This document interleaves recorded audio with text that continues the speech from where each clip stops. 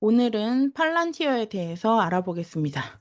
사실 제가 여러 차례 팔란티어라는 기업에 대해서 이야기를 했어요.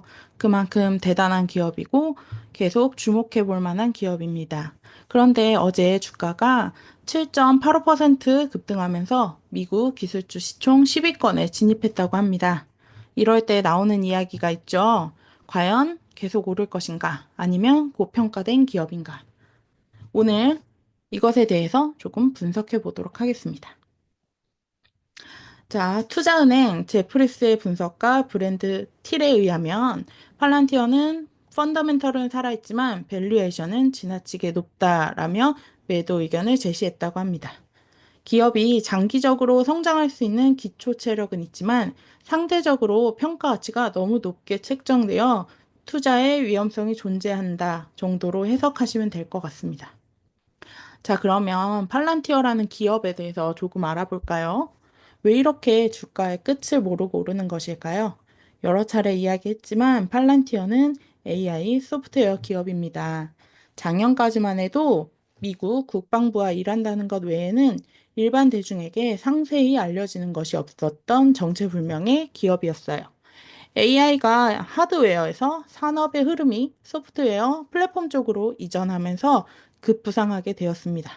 그도 그럴 것이 AI 데이터 최적화는 물론이고 기업 맞춤형으로 제작 가능한 보안 솔루션까지 모두 가능하다고 하니 팔런티어의 수주가 계속 이루어질 수밖에 없어요.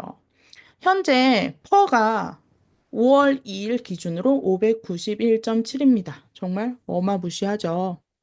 주가의 상승도 당연히 이렇게 많이 올라갈 수밖에 없습니다. 그러면 우리가 여기서 잊고 있었던 이런 비슷한 꿈의 주식이 하나 있었죠. 바로 테슬라입니다. 테슬라와 팔란티어는 닮은 꼴인데요. 테슬라의 파괴력도 마찬가지로 코로나 이후에 폭등한 4차 산업혁명의 중심이 되면서 전기차 대장주가 되었고요. 테슬라 밸류체인까지 생태계가 형성되었어요. 그런데 지금 2025년 테슬라는 주도 산업이 바뀌었습니다. 전기차에서 자율주행, 그리고 이제는 AI 소프트웨어, 휴머노이드 로봇의 핵심 기업이 되었습니다. 자, 그러면 팔란티어가 어디까지 올라갈 수 있을까? 이걸 예상을 한다면, 변화하는 세계의 산업 흐름의 중심에 유연하게 대처하는 테슬라의 모습을 닮아간다면 떠오르는 시니에서 글로벌 산업의 중심으로 확고하게 자리 잡을 수 있지 않을까라는 생각을 합니다. 자, 그러면 이제 미국 기술주의 핵심인 M7과 팔란티아의 시장 평가를 비교해 볼까요? 아까 말씀드린 것처럼 펀더멘탈은 괜찮은데 밸류에이션이 말도 안 된다고 하는 것을 PER, 퍼와 ROE를 보면 알 수 있습니다. 자, 벌어들이는 수익에 비해서 주가가 너무 고평가되어 있다는 점이에요.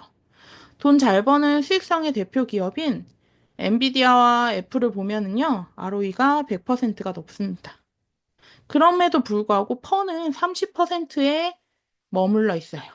근데 이번 팔란티어의 주가를 설명하기 힘든 것이 바로 기대 심리라고 우려하는 이유는 ROE가 10%인데 퍼가 591입니다. 정말 말도 안 되는 그런 고기대 심리를 가진 주가라는 거죠.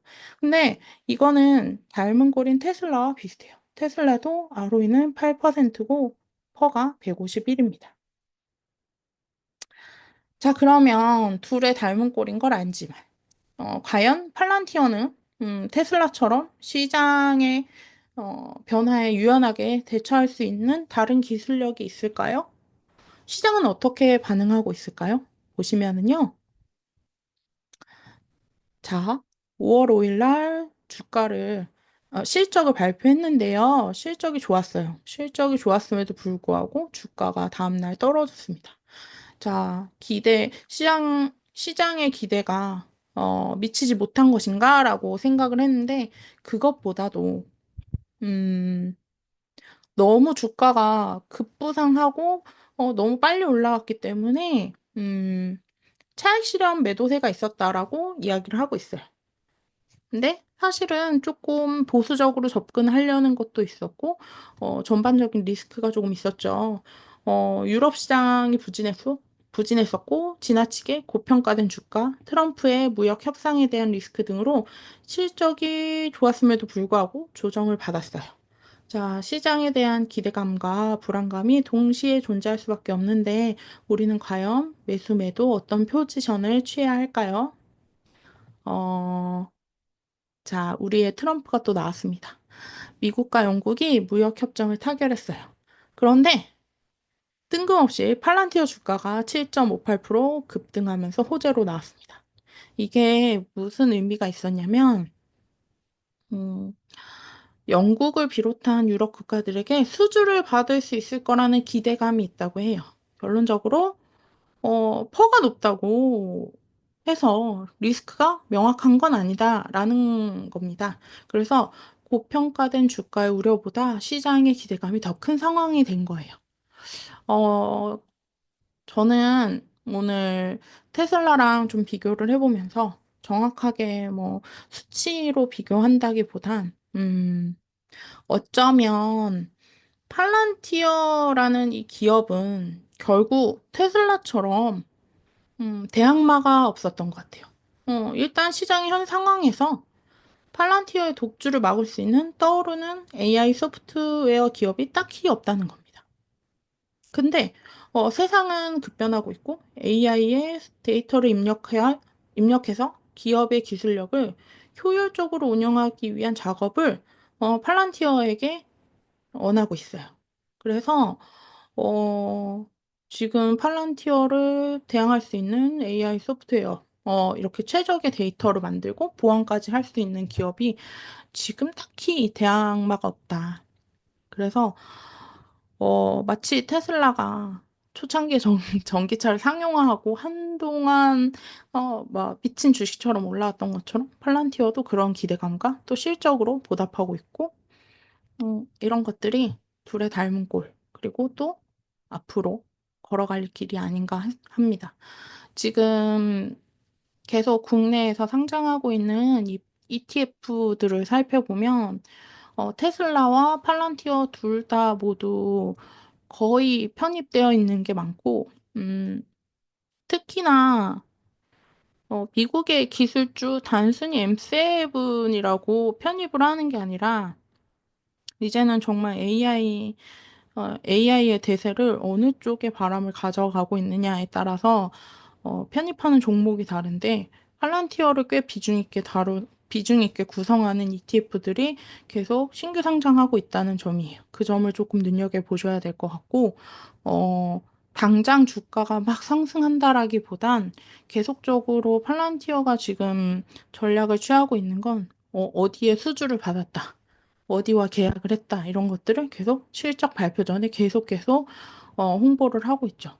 그만큼 팔란티어라는 기업에 대해서 우리가 이런 거대한 계약을 따내고 있다.